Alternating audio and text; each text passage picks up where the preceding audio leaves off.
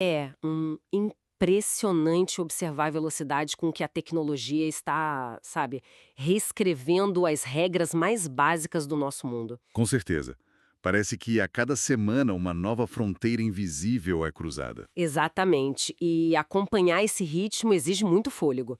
Então, boas-vindas a mais um mergulho profundo. O conceito da nossa exploração de hoje é aquele formato que quem nos acompanha já conhece bem. A gente pega uma pilha imensa de conteúdos densos, que vão desde artigos acadêmicos até palestras bem provocativas, e extrai o que há de mais valioso. A nossa meta é justamente transformar essa montanha de informações em um conhecimento que seja acessível e, acima de tudo, útil para o dia a dia. Isso, e o desafio de hoje é criar conexões entre mundos que, num primeiro olhar assim, parecem não ter absolutamente nada em comum. Pois é, a seleção de materiais que temos na mesa hoje é particularmente instigante, porque ela cobre um espectro quase assustador de aplicações da inteligência artificial. De fato, a diversidade das fontes de hoje é o que torna tudo tão rico. Nós temos quatro materiais principais servindo de base para a nossa análise. A gente começa com uma palestra no TEDx do Miguel Fernandes, que foca muito em como a inteligência artificial mexe com a essência do comportamento humano. E logo ao lado disso, temos uma aula introdutória, mas extremamente pragmática, sobre o uso da inteligência artificial no marketing digital. Exato. E depois a gente dá um salto gigantesco para um painel de hard science do Ciência Talks.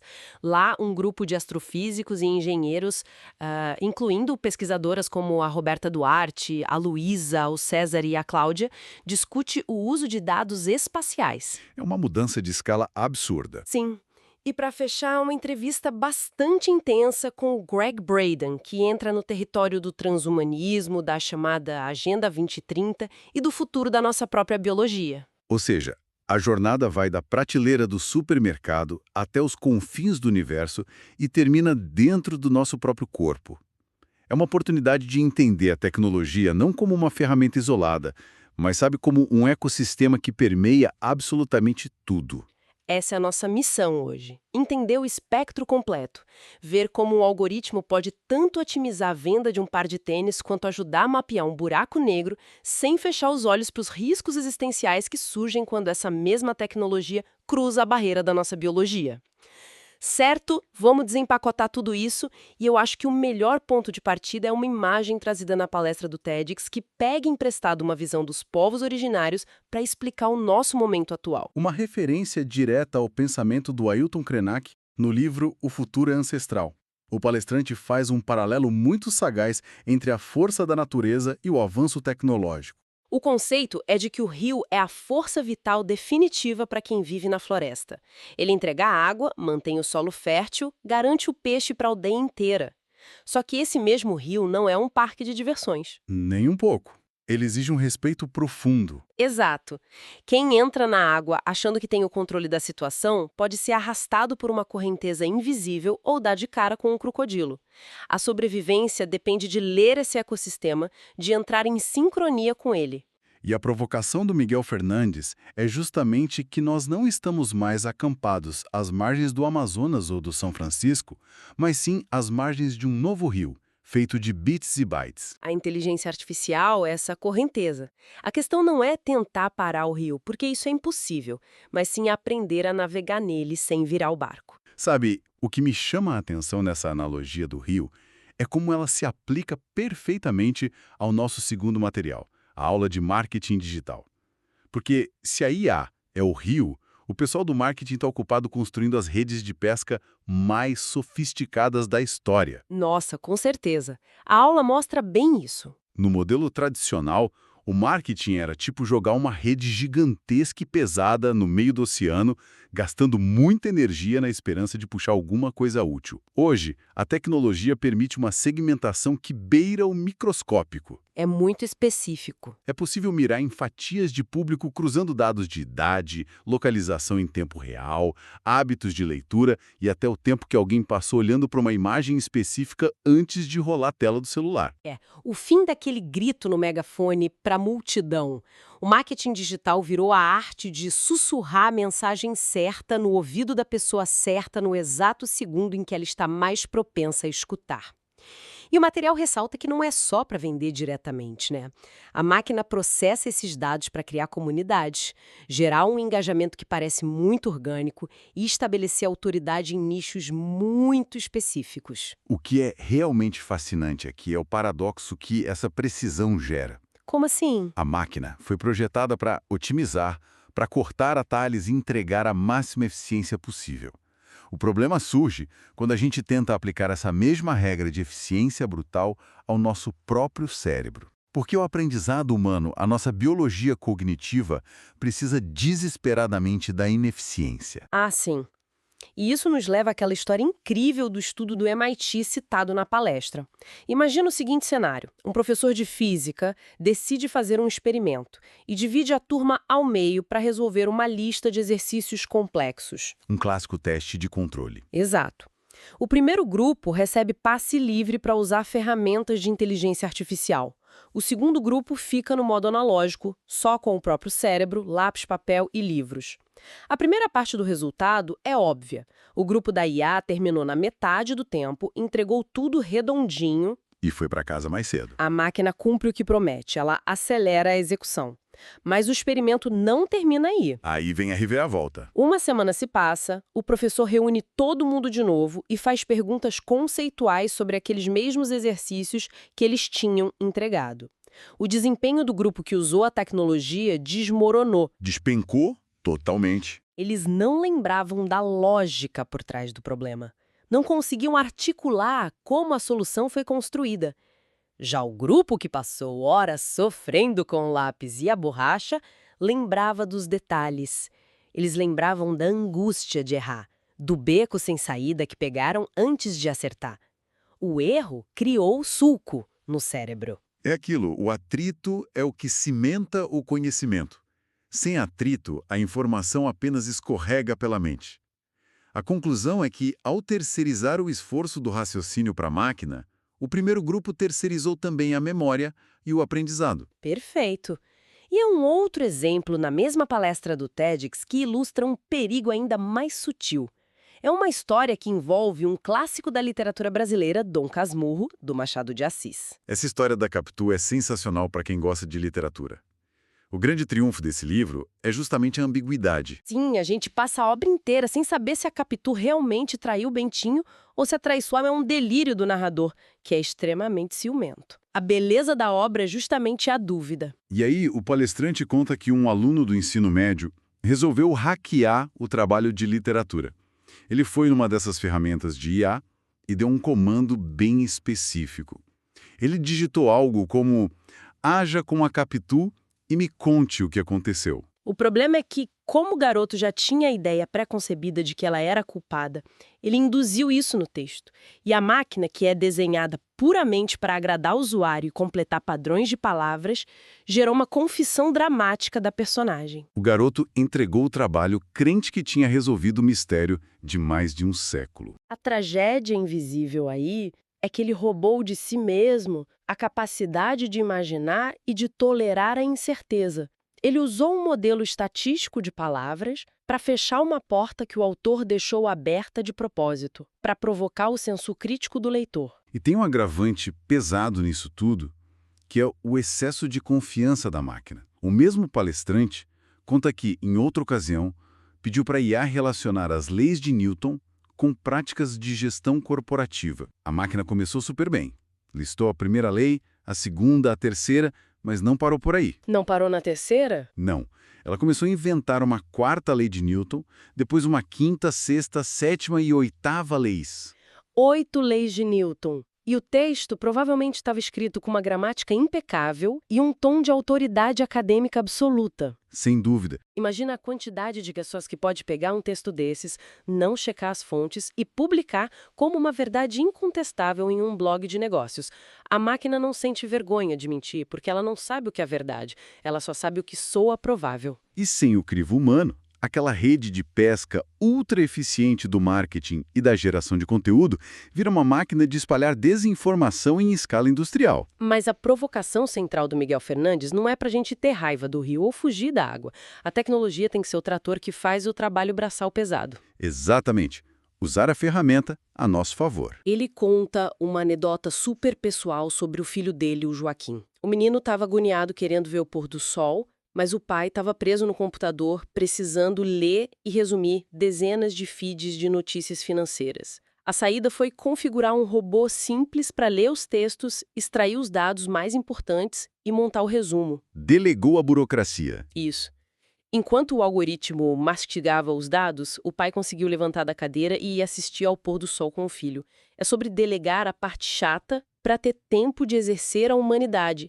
Para quem nos ouve, aplicar isso na própria vida. Usar a máquina para o que ela faz de melhor, para que nós possamos fazer o que a nossa biologia faz de melhor. Exato. Agora, pensando nessa ideia de colocar a inteligência artificial para ler dados do mundo, se a gente sair dessa cena poética do pôr do sol e olhar um pouco mais longe, direto para as estrelas, a nossa análise muda de escala de um jeito vertiginoso. Aqui é onde a coisa fica realmente interessante, porque o painel de astrofísica do Ciência Talks mostra que a IA não está apenas redigindo e-mails, ela está ajudando a mapear fenômenos caóticos no espaço sideral. Os pesquisadores estão usando redes neurais profundas para simular o comportamento de plasmas e a dinâmica dos discos de matéria que orbitam os buracos negros. O volume de dados que um telescópio moderno capta em uma única noite é tão absurdo que a mente humana simplesmente não consegue processar. É muita coisa. E as ferramentas tradicionais da estatística barraram num limite físico. É aí que entram a visão computacional e o machine learning. Mas o painel traz um alerta crucial que ecoa muito aquela história do aluno com o livro do Machado de Assis. A máquina reconhece o padrão estatístico, mas ela é completamente cega para a física real por trás daquilo. O algoritmo não entende a natureza de um buraco negro. De forma alguma. É por isso que os painelistas reforçam que não basta ser um bom programador. É preciso ter cientistas que dominem conceitos complexos. Eles citam ferramentas pesadas como as transformadas de Fourier e as equações de Navier-Stokes. E só para não deixarmos ninguém perdido nesses termos pesados, é legal a gente traduzir isso de forma simples. Claro. Imagina a seguinte situação, que uma transformada de Fourier é como tomar um gole de uma vitamina de frutas e matematicamente conseguir separar exatamente quantos gramas de morango, de banana e de leite tem ali dentro.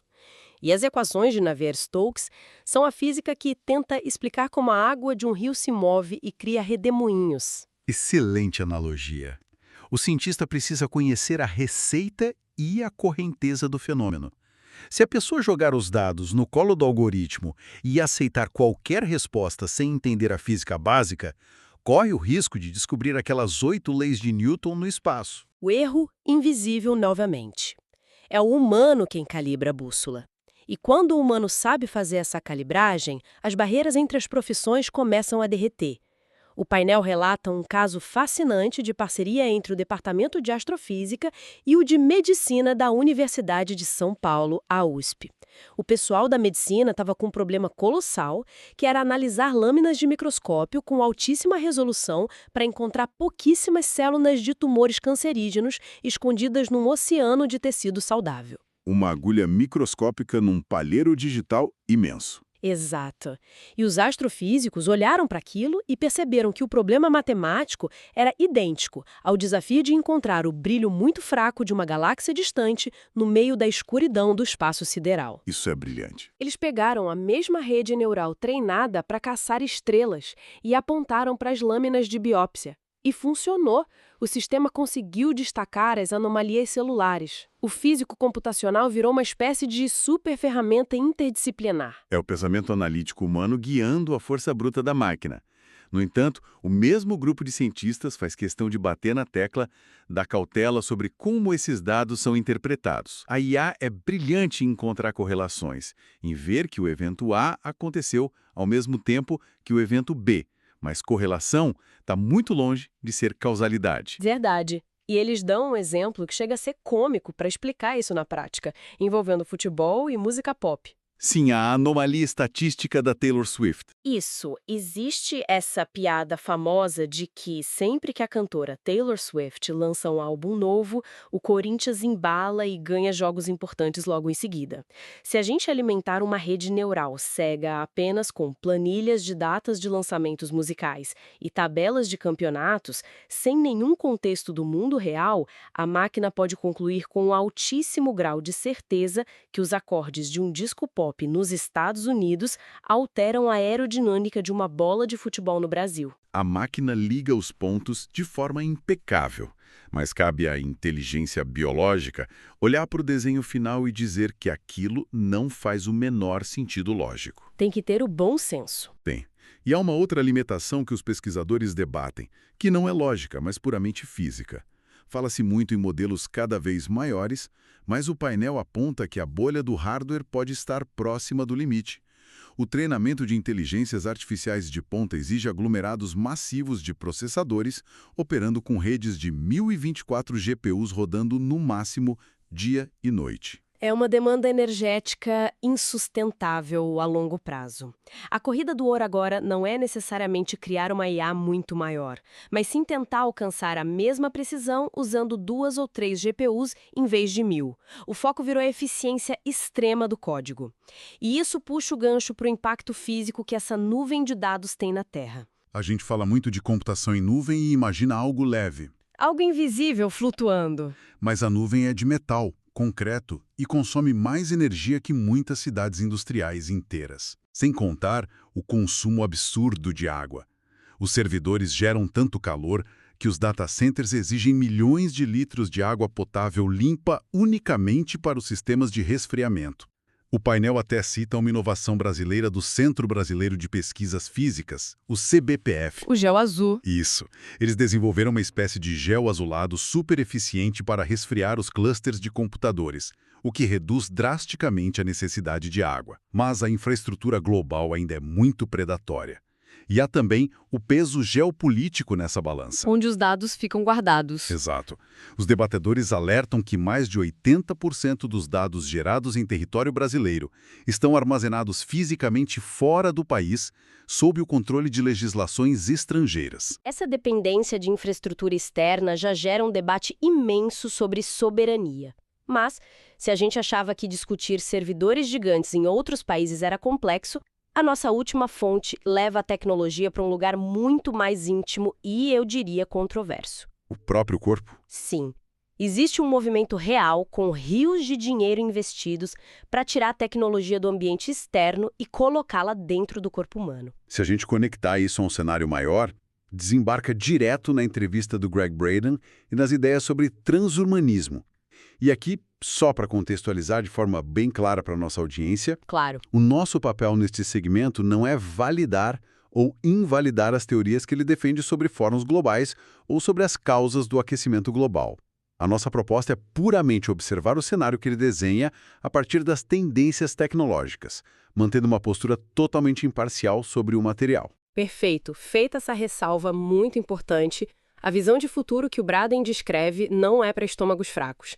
Ele aponta para uma agenda que, segundo a análise dele de discursos de entidades como o Fórum Econômico Mundial e a ONU, busca ativamente a fusão entre o mundo físico, o mundo digital e a nossa própria biologia até o ano de 2030. Ele resgata, inclusive, aquela famosa transição do calendário Maia, que começou em 2012, dizendo que essa janela até 2030 é o ponto de virada definitivo da humanidade. É a transição para uma era onde líderes tecnológicos começam a falar abertamente em seres humanos como animais hackeáveis. A ideia de reescrever a biologia humana como quem reescreve uma linha de código num computador. E o argumento dele é que isso já não é mais ficção científica. Não mesmo. A fonte cita o avanço rápido de empresas como a Neuralink, do Elon Musk. O objetivo declarado deles não é apenas um capacete de leitura cerebral por fora da cabeça, mas a remoção cirúrgica de um pedaço do crânio para a inserção de uma malha de microsondas conectadas diretamente ao tecido do neocórtex, sem precisar de teclado. O apelo de marketing inicial é a cura de doenças motoras graves, claro, e a conveniência absoluta de interagir com o mundo digital na velocidade do pensamento. E a conveniência é sempre a isca perfeita.